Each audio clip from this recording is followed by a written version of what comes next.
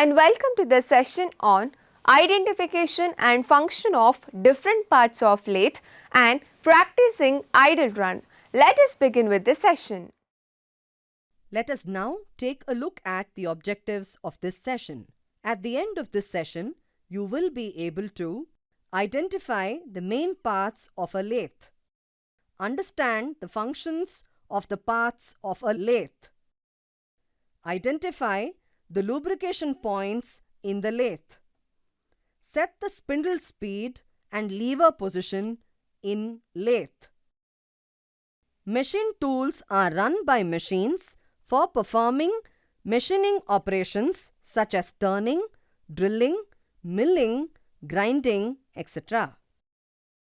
A lathe is a machine tool that rotates a workpiece about an axis of rotation to perform various turning operations with tools that are applied to the workpiece to create an object with symmetry about the axis. The workpiece of a lathe is held and rotated in the chuck. The cutting tool is rigidly held and supported in a tool post and fed against the revolving job. Let us now identify the main parts of a lathe and its functions. Headstock.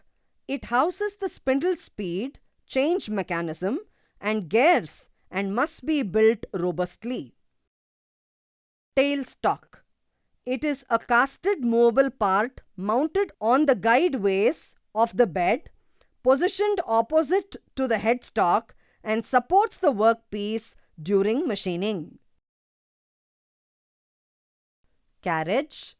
It serves as a guide, supports and feeds the tool against the workpiece and is positioned in between the headstock and tailstock. Saddle. It is a casted component positioned on top of the carriage which supports the cross slide, compound rest and tool post. Cross slide. It is positioned on top of a saddle and its hand wheel is turned to move the cross slide perpendicularly to the axis of the lathe. Compound rest. It joins the cross slide with tongue and groove joint and supports the cutting tool and tool post. Tool post. It is mounted on the compound rest and is used to carry cutting tools and the tool holders. Feed rod. It is a power transmission mechanism which is used for precise carriage movement along the axis. Lead screw. It is used to move the carriage along with the revolution of the spindle. Gearbox. It is equipped with a series of gears which provides a range of feeds and threads to the machine. Bed. It is a casted part and serves as the foundation upon which all other components of the lathe are installed. Leg. The bed is mounted on the legs which are bolted to the ground. Chuck. It is a work-holding device used to clamp the job. Let us now identify the moving parts along with the direction of the movement. When the carriage wheel is turned in anti-clockwise direction, the carriage moves towards the headstock. When the carriage wheel is turned in the clockwise direction, the carriage moves towards the tailstock. When the cross-slide handle wheel is turned in the clockwise direction, the cross-slide moves towards the headstock in the forward direction. When the cross-slide handle wheel is turned in the anti-clockwise direction, the cross-slide moves away from the headstock in the backward direction. Sweeling the compound rest in the anti-clockwise direction will taper turn the job such that the diameter will increase towards the chuck. Let us now identify the lubrication points in the lathe. The lathe has lubricating points on the following parts: headstock,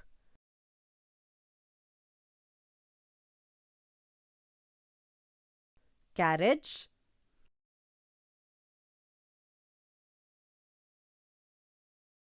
compound rest,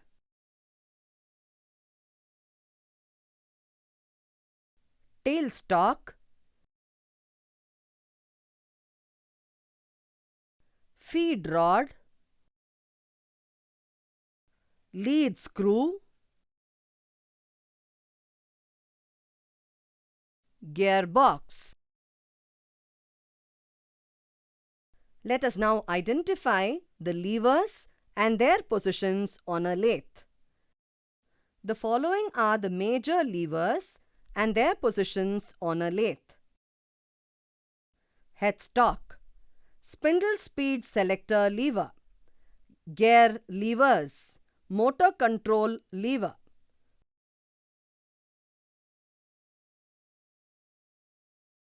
gearbox, feed drive for carriage, feed drive for cross slide,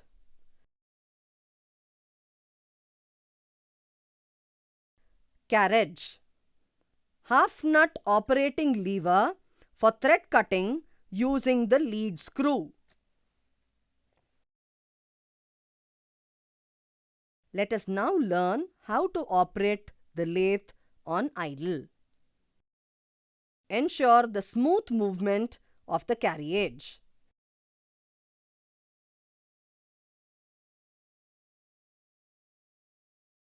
Ensure the smooth movement of the cross slide.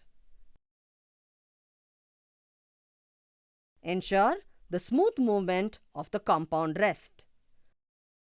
Ensure the smooth movement of the tool post. Ensure the smooth movement of the tailstock. Ensure the smooth movement of the carriage. Ensure that the tip of the cutting tool and the tip of the center of the tailstock are in the same plane. Lubricate on all the lubrication points before switching on the lathe.